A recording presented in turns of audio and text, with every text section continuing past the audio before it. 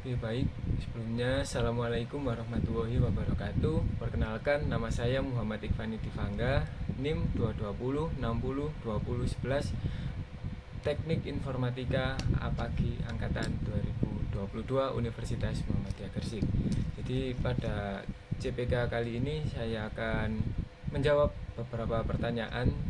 Yang pertama yaitu buatlah statement ajakan kepada generasi muda untuk lebih menghayati dan mengamalkan Pancasila dalam kehidupan dengan durasi waktu 30 detik sampai 1 menit. Jadi saya tadi sudah ngetik videonya dan ini videonya. Divangga NIM 220602011 dari Prodi Teknik Informatika Universitas Muhammadiyah Gresik. Jadi Pancasila selain menjadi ideologi, Pancasila juga sebagai cita-cita dan tujuan bangsa. Karena setiap nilai yang terkandung memiliki peran yang sangat penting di dalam kehidupan bermasyarakat dan juga bernegara. Untuk itu, jika generasi muda mengimplementasikan atau mengamalkan nilai-nilai yang terkandung di dalam Pancasila, akan memberikan dampak yang positif untuk kedepannya. Jadi kita sebagai generasi muda Indonesia harus lebih cerdas, harus lebih produktif dan juga lebih kreatif. Karena apa? Karena masa depan Indonesia ada di dalam tangan atau genggaman generasi muda. Semoga Indonesia kedepannya bisa menjadi negara yang besar, menjadi negara adidaya, dan bisa mengalahkan Cina, Amerika maupun sekitarnya. Amin. Oke, baik, lanjut ke soal kedua, yaitu jelaskan proses perumusan Pancasila secara historis. Jadi proses perumusan Pancasila secara historis dapat dibagi menjadi 3 tahap, yaitu tahap pertama. Jadi di tahap ini berlangsung pada masa pergerakan nasional, yaitu pada awal abad ke-20. Pada masa ini, bangsa Indonesia mulai menyadari akan pentingnya persatuan dan kesatuan dalam menghadapi penjajah. Oleh karena itu, muncul berbagai gagasan tentang dasar negara yang dapat mempersatukan bangsa Indonesia. Salah satu gagasan yang muncul pada masa ini adalah gagasan tentang Trisila yang dikemukakan oleh Insinyur Soekarno pada Kongres Pemuda II tahun 1928. Trisila terdiri dari 3 sila, yaitu nasionalisme, yaitu semangat untuk bersatu sebagai bangsa Indonesia. Yang kedua, internasionalisme, yaitu semangat untuk bersatu dengan bangsa-bangsa lain. Yang ketiga, kemanusiaan, yaitu semangat untuk menjunjung tinggi hak asasi manusia. Berikutnya tahap kedua. Jadi di tahap ini berlangsung pada masa awal kemerdekaan, yaitu pada tahun 1945. Pada masa ini, bangsa Indonesia sedang mempersiapkan diri untuk menjadi negara yang merdeka. Oleh karena itu, perlu dirumuskan dasar negara yang dapat menjadi pedoman hidup bangsa Indonesia.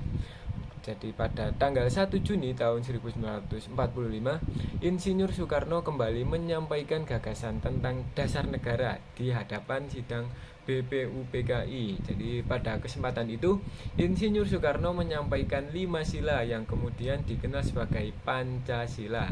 Jadi kelima sila tersebut adalah: 1. Ketuhanan yang Maha Esa, 2. Kemanusiaan yang adil dan beradab, 3. Persatuan Indonesia, 4. Kerakyatan yang dipimpin oleh hikmat kebijaksanaan dalam permusyawaratan perwakilan, dan yang kelima, keadilan sosial bagi seluruh rakyat Indonesia. Berikutnya tahap ketiga. Tahap ketiga ini berlangsung pada masa setelah kemerdekaan, yaitu pada tahun 1945 sampai sekarang. Pada masa ini, Pancasila telah menjadi dasar negara dan ideologi bangsa Indonesia. Jadi Pancasila telah diuji dalam berbagai situasi, baik masa-masa sulit maupun masa-masa damai. Berikutnya yaitu soal yang ketiga. Jelaskan faktor-faktor sosiologis yang menjadikan Pancasila diterima sebagai ideologi bangsa. Untuk itu, Pancasila diterima sebagai ideologi bangsa karena beberapa faktor sosiologis, yaitu keberagaman suku, agama, dan budaya. Indonesia merupakan negara yang memiliki keberagaman suku, agama, dan budaya. Hal ini dapat menjadi tantangan bagi persatuan dan kesatuan bangsa. Namun, Pancasila mampu menjadi pemersatu bangsa yang beragam ini.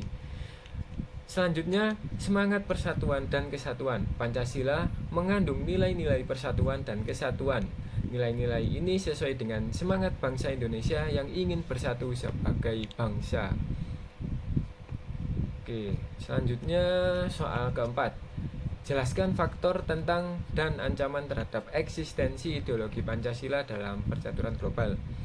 Jadi Pancasila sebagai ideologi bangsa Indonesia menghadapi beberapa tantangan dan ancaman dalam peraturan secara global, yaitu globalisasi. Jadi globalisasi membawa arus informasi dan budaya yang sangat beragam. Hal ini dapat menjadi tantangan bagi nilai-nilai Pancasila yang luhur. Selanjutnya, radikalisme dan ekstremisme. Radikalisme dan ekstremisme merupakan ancaman bagi nilai-nilai Pancasila yang menjunjung tinggi toleransi dan kerukunan.